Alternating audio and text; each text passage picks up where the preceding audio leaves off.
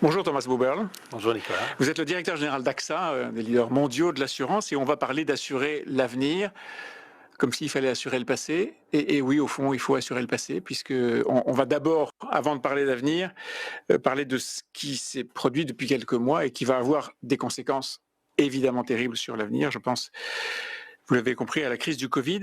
Est-ce que vous considérez que vous êtes sorti de cette phase la plus aiguë de la crise plus fort ou moins fort qu'avant?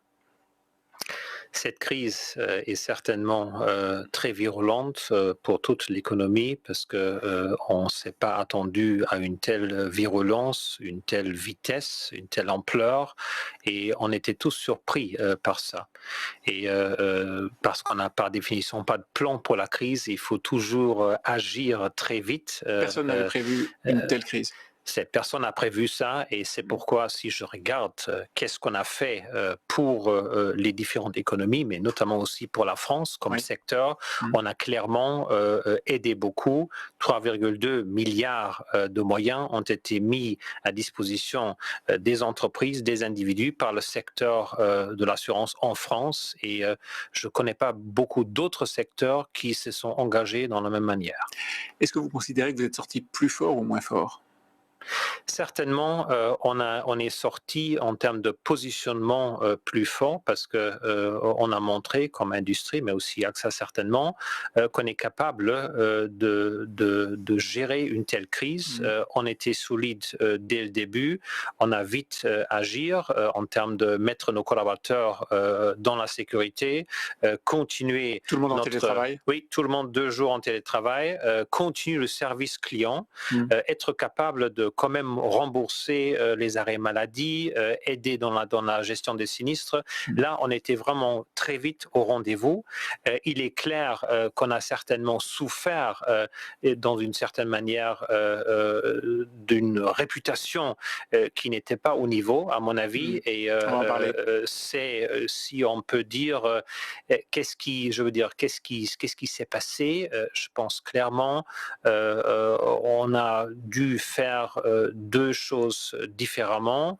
On a peut-être dû agir beaucoup plus vite au début parce qu'on était tous surpris, mais je peux vous dire que le focus qu'on a maintenant sur la relance, et peut-être on va en parler plus Oui, bien tard, sûr. là on était ultra vite. Et deuxième sujet, je pense, si je regarde, mesurer l'ampleur de la crise, les assureurs aiment beaucoup de se reposer sur les clauses, le contexte juridique. Eh oui. Là, c'était clairement une demande vis-à-vis le secteur qui est beaucoup plus grande que de se reposer sur les clauses juridiques. Et ça, vous ne l'avez pas mesuré? Je veux dire, vous êtes quoi? Réfugié dans une attitude classique, professionnelle, bien sûr. J'ai mes clauses, j'ai mon contrat, j'ai le droit pour moi, et vous n'avez pas mesuré qu'il y avait une vague qui était passée au-dessus de ça?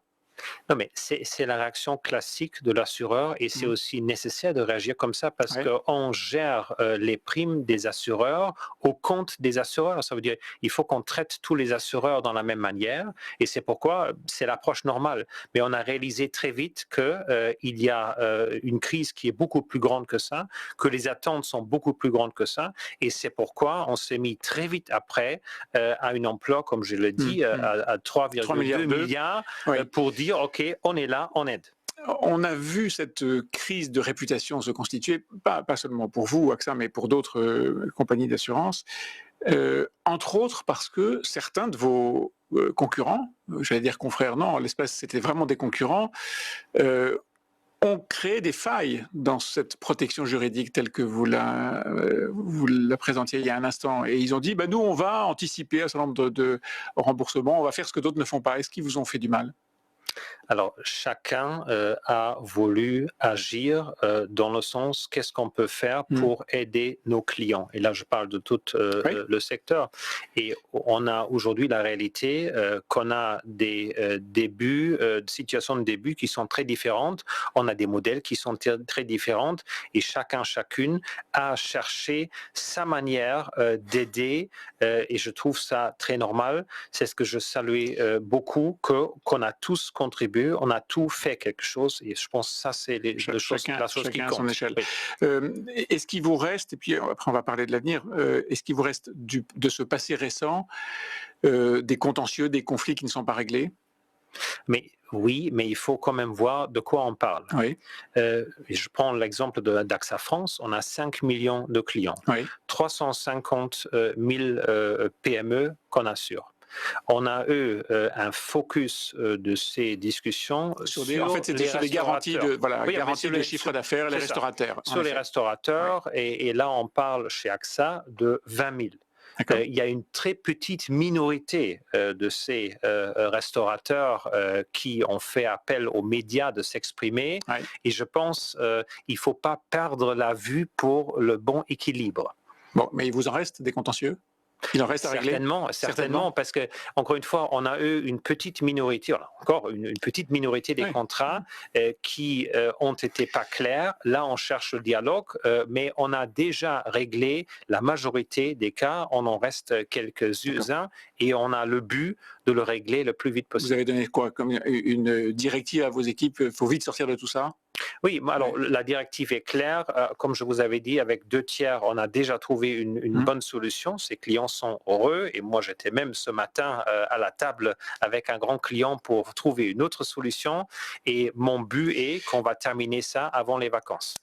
Dans votre métier d'assureur, il y a un domaine, un volet considérable qui est d'essayer de modéliser des crises, d'imaginer ce qui peut se passer à l'avenir pour calibrer justement à la fois vos primes et puis votre risque à vous.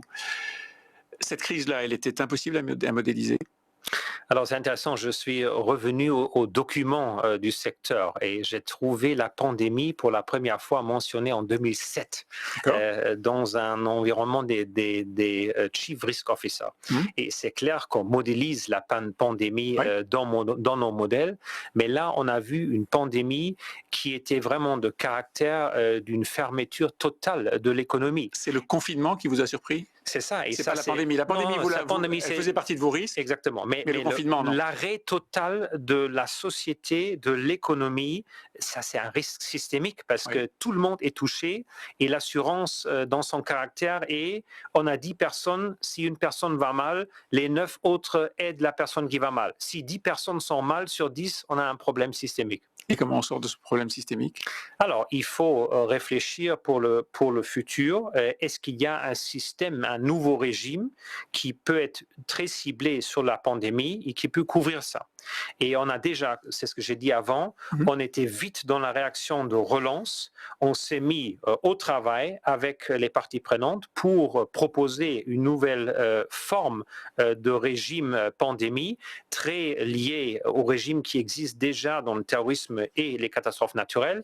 Et cette proposition assez concrète est déjà dans la discussion. C'est un contrat pandémie? C'est ça? Non, c'est quasiment un régime privé-public qui est basé sur accumuler des primes pendant des années où tout va bien pour être capable de payer quand ça va mal.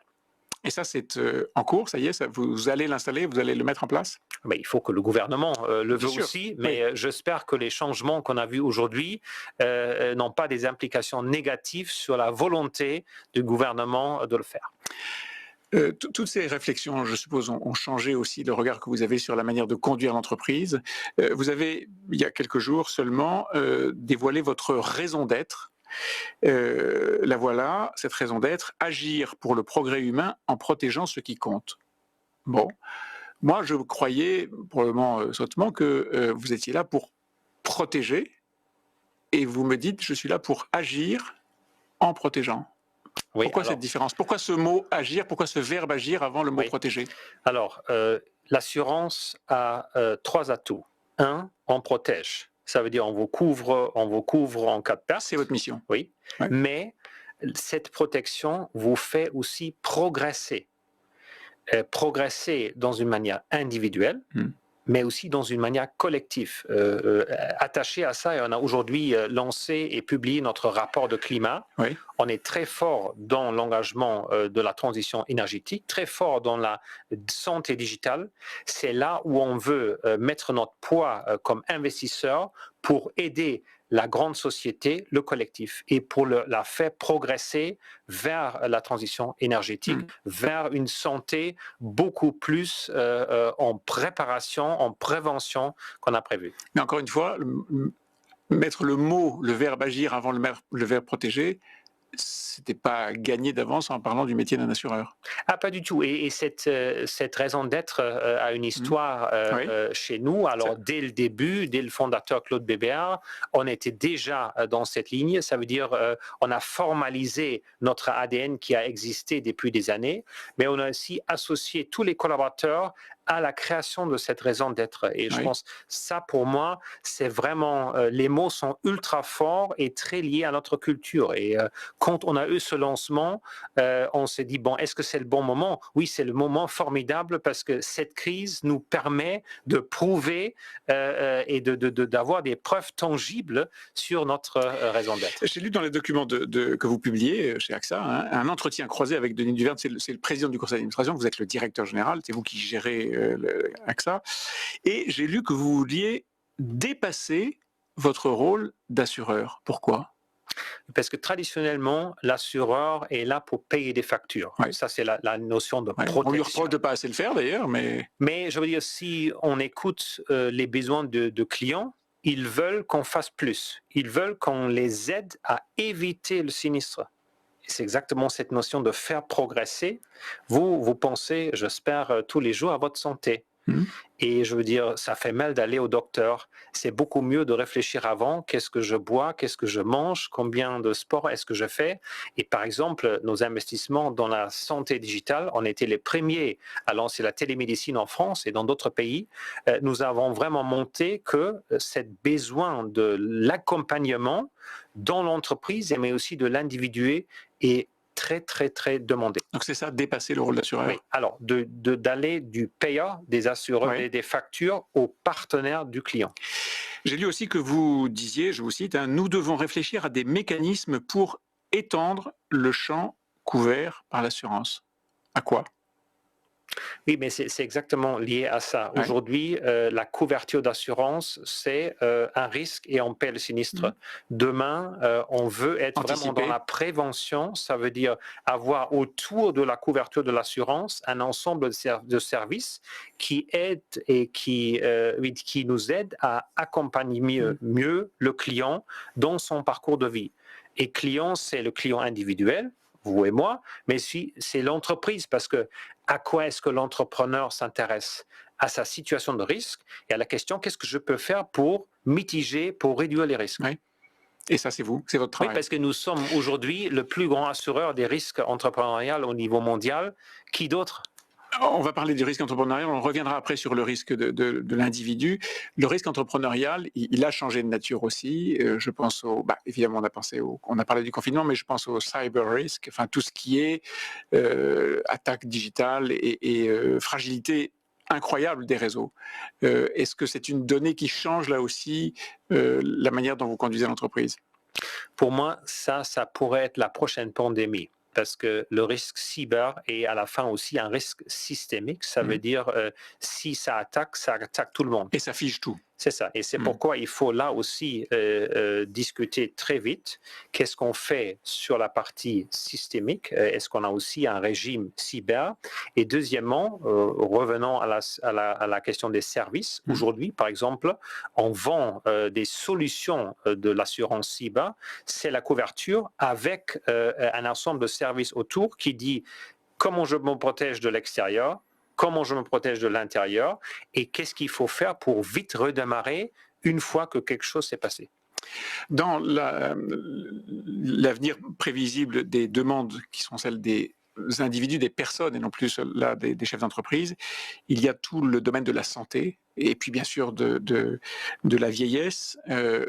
Est-ce que pour vous, c'est quelque chose qui relève des États, de vous ou d'une solution mixte? Ou les deux. À mon avis, j'ai jamais compris cette discussion qui dit la santé doit être privée au public. À la fin, la question est comment on peut travailler ensemble pour mieux résoudre les problèmes.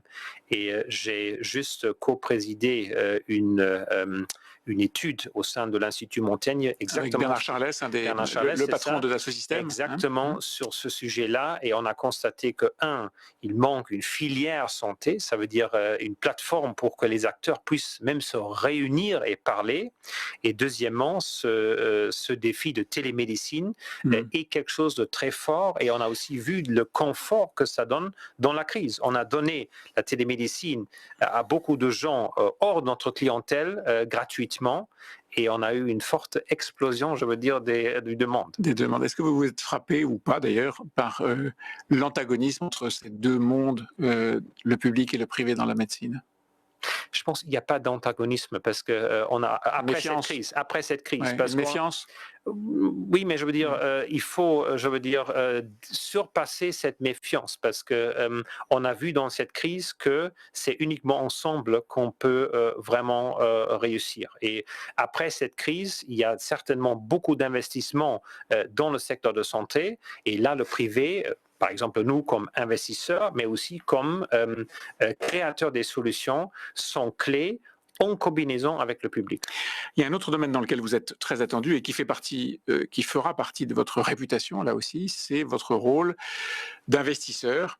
Et donc de gestionnaire, au fond, de responsable final dans des domaines qui sont des domaines qui produisent du carbone ou qui ne sont pas en ligne avec les exigences d'une économie plus saine et moins carbonée. Vous travaillez avec des ONG d'ailleurs pour ça, toujours dans le bonheur le plus parfait? Certainement. Vous le dites avec un sourire qui me laisse penser que c'est pas toujours très simple. Non, c'est pas toujours simple, Ouais. mais on a quand même réussi à faire des belles collaborations. Bon, et vos objectifs, c'est de sortir. Alors, vous êtes déjà sorti complètement de tous les investissements dans l'industrie du tabac, par exemple. Oui. Fini, Oui. complètement. Oui. Et vos objectifs, par exemple, en ce qui concerne le charbon, c'est sortir de tous les investissements en Europe avant 2030 et dans le reste de l'OCDE c'est ça, oui. en 2040. L'OCDE 2030, non OCDE 2040. Et donc, non OCDE, c'est-à-dire y compris des pays comme l'Afrique, des pays qui vivent aujourd'hui avec le charbon, l'Asie. Et c'est pas suffisant, parce qu'on était les premiers à sortir du charbon. Et je veux dire, si j'aimerais faire la parenthèse à la question de raison d'être, investir veut dire progresser. Et là aussi, après la crise, le secteur de l'assurance était très fort de donner des moyens très vite à faire ça. Alors, pour le charbon, on traite des extrêmes. On était les premiers à sortir du charbon, et on mesure aujourd'hui notre portefeuille en degrés de réchauffement. Vous avez vu peut-être aujourd'hui qu'on a publié qu'en 2019, on a eu notre portefeuille à 2,8 degrés de réchauffement. Oui. Alors, par la sortie du charbon, on peut fortement réduire, mais ça ne suffit pas parce que l'objectif, c'est zéro. Il faut, non, c'est 1,5 en 2050. Ça veut dire, pour y arriver, il faut travailler sur la transition énergétique du milieu. Et ça veut dire, et on a lancé ça l'année dernière avec le premier Transition Bond pour vraiment travailler avec les entreprises industrielles. Qui sont donc des obligations, enfin des outils financiers. Mais pour les accompagner. Parce que je veux dire... Et là, vous financez la transition. C'est pas ce que les entreprises font comme travail d'investissement pour changer. C'est pas la pénalité, je sors du charbon, mais je vous accompagne pour faire mieux. Un dernier mot, puisque ça a été quand même une actualité très importante en France. Il y a quelques jours, les 150 citoyens tirés au sort dans la Convention citoyenne pour le climat ont listé 149 propositions. Il en manquait 2, dont une très importante, la taxe carbone. Est-ce qu'ils ont eu tort d'oublier la taxe carbone? Autrement dit, est-ce que la taxe carbone est une bonne chose pour lutter contre le réchauffement climatique? Alors, moi, je suis très fan d'un prix carbone parce que on a quelquefois un prix carbone, mais le prix carbone n'est pas suffisamment élevé pour vraiment être dissuasif et pour pousser au changement. Alors, il faut un prix carbone qui est juste. Et sur le sujet des taxes, on a plein de pays qui l'ont déjà fait ça, la Suisse, le Canada, dans une manière de redistribution. Oui. On encaisse des gens qui produisent, les entreprises, et on redistribue aux gens qui sont des bons élèves. Et donc, vous le souhaitez pour la France? Je pense que chaque pays doit voir quelle est la bonne mesure On a plein d'exemples dans le monde pour s'enrichir. Pour s'enrichir et voir quels sont les meilleurs exemples. Thomas Buberl, est-ce que vous pensez qu'on va s'en sortir? C'est un thème sous-jacent dans cette série de rencontres d'Aix-en-Seine. Ah mais il faut. Cette crise était très virulente, mais cette crise, et certainement pour moi, nous a fait beaucoup penser sur nous, sur notre fonctionnement. Et progresser. Et les défis sont augmentés. Et c'est là maintenant, il faut prendre cette crise comme une opportunité pour changer, pour faire progresser notre société. Merci Thomas Buberl. Merci Nicolas.